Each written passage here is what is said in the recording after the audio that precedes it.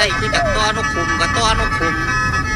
เมื่อนั้นไปต้อนกเขาก็ลูกเขยส่วนลูกเขยไปต้อนกคนเอาไปได้ก็ได้ดอกเมื่อนั้นก็ล้มคักย่างไก่มองแล้วเกี่ยวหญ้าข้าทิ่มไว้แล้วก็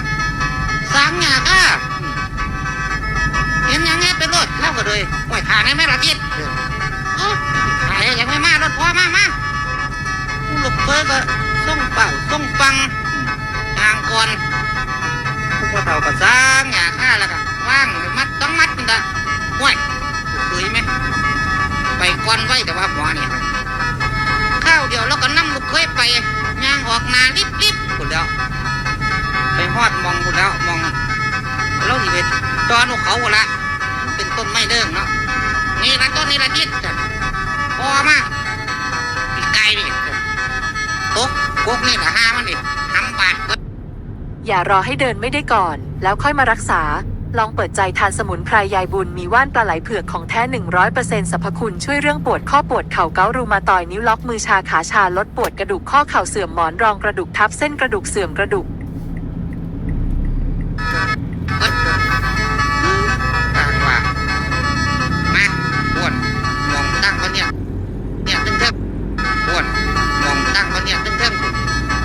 เดี๋ยวจัดการเองนิดพาเจ้านี่เดี๋ยวพ่อจัดการอีก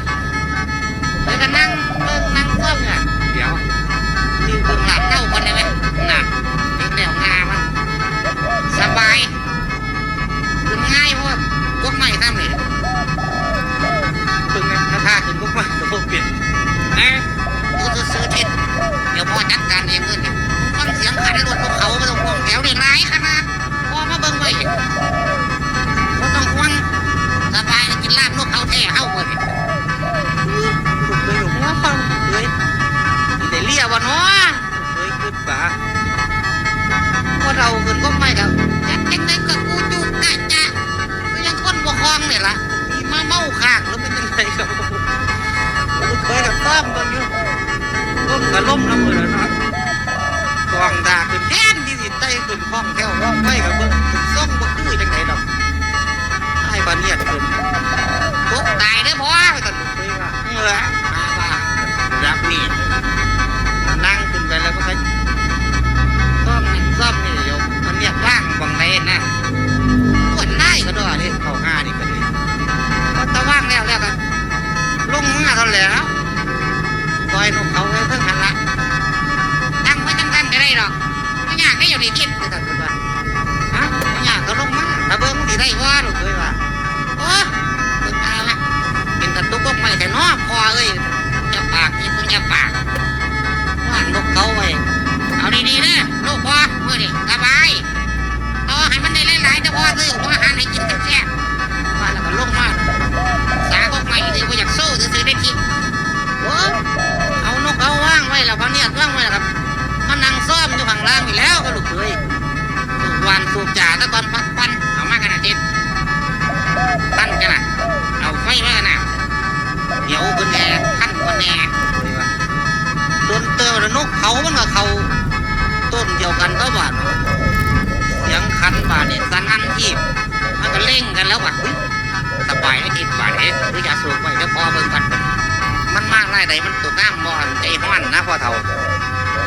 อาจะลงยังจ้อนลูกไว้เลี้ยวเห็นมันก็ขั้นเดียวแล้วบาดไม่แย่หำคนกันนะเด้ไม่แย่ก็ไปเฮ้ยต่อเสี้ยงมันยังไม่หลายไว้พ่อเฒ่าว่ะหามันหนีกันแต่ดูเคยไม่แย่แต่แย่อยู่หันแหละโอ้ยถ้ามาหลายติดต่อเสี้ยงไงแย่จังไดก็ว่าหัวขึ้นมากเลยขั้นเขียวแล้วบาดเนี่ยเบอร์ต้องบาดเนี่ยไปจูดมกมั่มพวกนั้นนะท่านเอกอกยาไต้แล้วตาปลดไล่เฮ้ยทิศเฮ้ยอีกนี่แกนนะครับที่นี่ทิศแกนอย่ามาแกนล่ามครอบแล้วพ่อว่าเนี่ยท่านโอ้ยนี่มึงนี่มึงอย่ามาเด้ออย่ามาท่านบาดตัวตอดไอ้บอลตอดมันตอดมกมั่มกูห้ามด้วยบาดเนี่ยท่านนี่ทิศหาหัง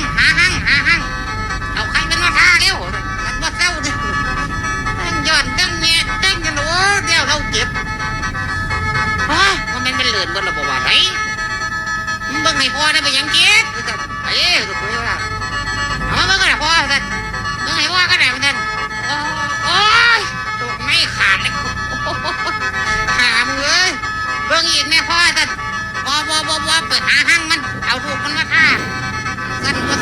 ท่านโอ้เอาไปเย็บพะเนียดโลดบาดเนี่ยท่าน